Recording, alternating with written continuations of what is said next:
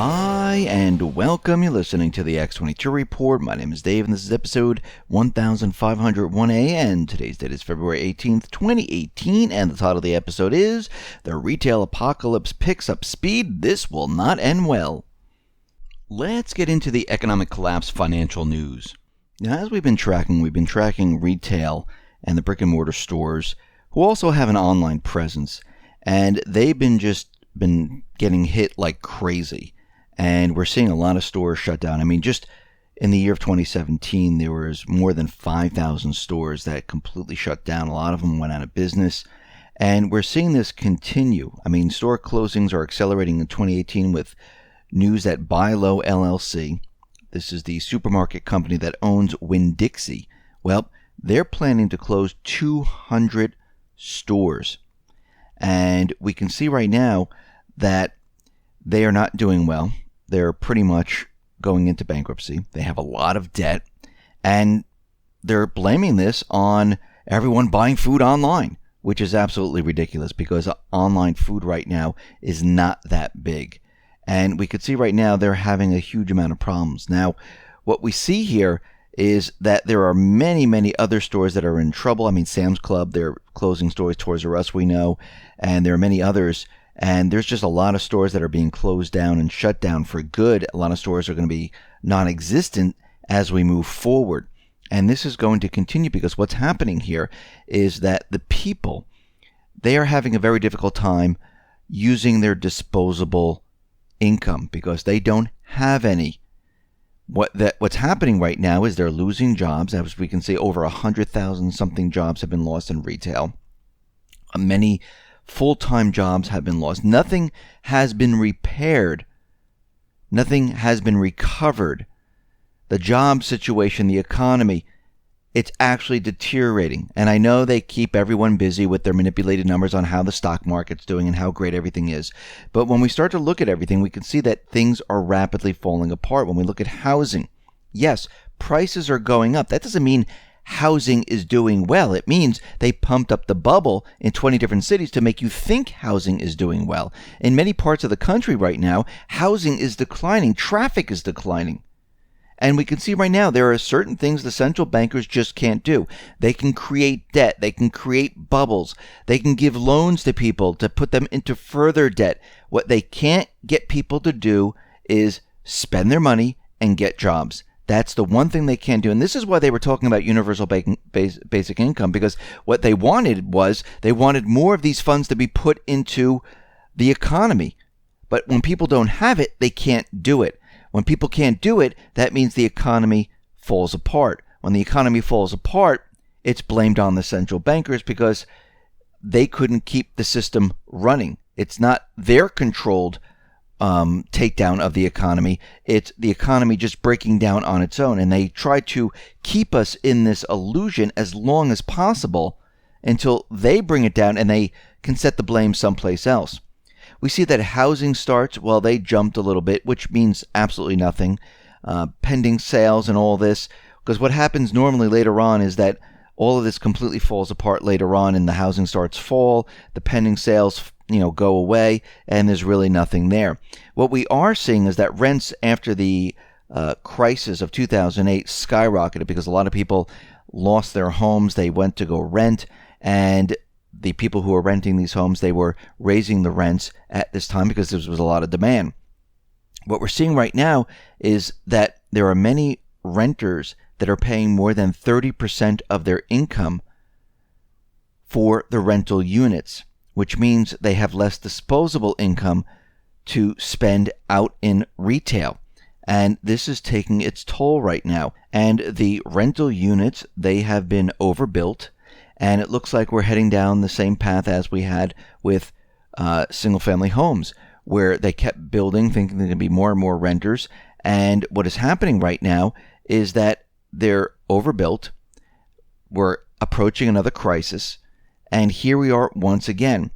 Because what we're seeing right now is single-family homes, existing home sales, new construction, they're all starting to decline.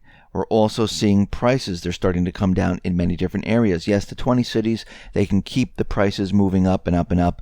until the very, very end, until the bubbles pop. But we can see the bubbles are popping in Canada, Australia, throughout Europe, and the housing market is starting to fall apart.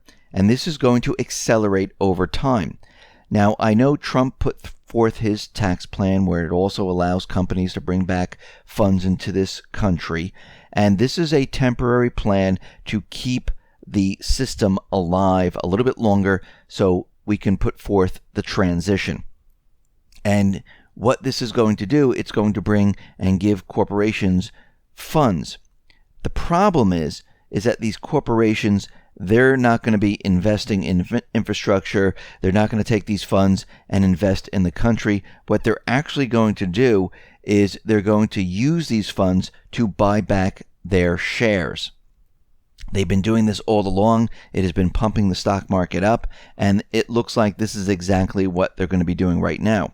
Because when we take a look at this, we can see right now, since December, S&P 500 firms have announced buybacks totaling $171 billion. Year-to-date announcements of $67 billion represent a 22% increase versus the same period in 2017. The buyback window has reopened, and firms are taking advantage of the recent correction.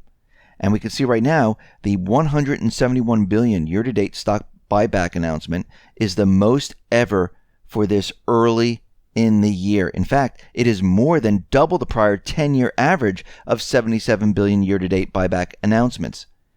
Now, putting the number in context, according to JP Morgan, the amount of announced buybacks just in the first 6 weeks of 2018 is already greater than all of 2009, which of course is when companies should have been splurging on stock repurchases. Finally, in addition to what we first pointed out over the 2 years ago, all the net debt issuance in the 21st century has been used to pay for stock buybacks. What we're looking at right now is a move to prop the system up a little longer. They're not spending these funds on anything, actually. They're just doing it to pump it back into the stock market, to pump it back up. The central banks right now are pumping up the stock market. And we can see right now this whole thing is completely manipulated. It's not going to help in the way that everyone thinks. Remember, this system that we are in right now is dead. The system is bankrupt. Think about a corporation who has a huge amount of debt, that does not have enough revenue coming in, is on the verge of declaring bankruptcy. What do they normally do? They go out and they spend more. Why? Because they know it's going to be written off later on. It makes no difference to them. The same thing's happening in this country. The country is bankrupt. The country doesn't have enough revenue. The country has too much debt. The country has a credit card, which is the Federal Reserve, and eventually what's going to happen is that the country will not be able to borrow anymore. How does this happen? When countries around the world start to lose faith, when they start to downgrade the country. Well, China has already done this. Moody's is saying they're ready to downgrade the United States. Once the United States is downgraded, just by a little bit, and then a little bit more, guess what happens? People lose faith. Why do you think they didn't downgrade these subprime securities? Why do you think they kept them at AAA? Why do you think they never looked at them? Because they were told not to. Because no one would purchase them. People would sell them. And guess what? Those individuals that wanted to profit from them, they wouldn't be able to. The same thing's happening right now. The whole thing is about to come down. The world knows that the United States, the global economy, cannot be sustained in this way. They know that this will be moving someplace else. This is why they've been preparing over a period of time of moving away from the dollar. It's not by accident. They're doing it on purpose. They're creating systems that mimic what we have today, and they're ready to shut them all down. We have countries that are creating their own cryptocurrencies to be used and to get them online because they know eventually that the dollar is going to be worthless. Well, they need to move away from the dollar right now because they have sanctions. And more of these countries are doing this. It's only a matter of time. Because once the world says, okay, we see what's happening here, all these countries are moving away, they're being downgraded, the faith in the dollar is then lost. Once that is lost, guess what? You can print as much as you want. You can create as much as you want. You can place sanctions on different countries that will make no difference at that point. And countries will then start selling a lot of the treasury bonds. They're trying to do it now quietly, stealthily, so no one really realizes what's going on. But eventually what's going to happen, they're going to dump all the assets because they don't want to be holding it. Would you? No, of course not. If you are holding stocks of a failing company, what do people normally do? They get rid of them. The same thing's going to happen here with the United States. And this is when everything starts to fall apart. And we already see this slow process of moving in that direction. Actually, back when the financial crisis hit in 2008, S&P wanted to downgrade the United States, and Obama, the administration, realized, no, you can't do this. And if you do this, they're going to lose faith, and we won't be able to do everything we want to do to prepare the entire world for a one world currency, a one world type of government. And people will start losing faith, moving away from the dollar, and we can't have that. That's why they stopped them. Now, we can see it doesn't matter at this point, because the central bankers actually want to bring down the country. And Trump is trying to push a transition. So what we have right now is the central banks, they're pushing to crash the economy right now. That's what they're doing.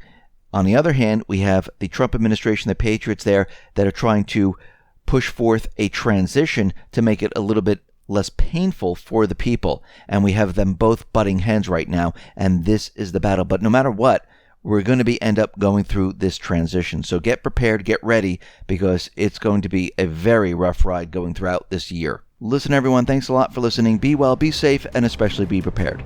Thanks a lot.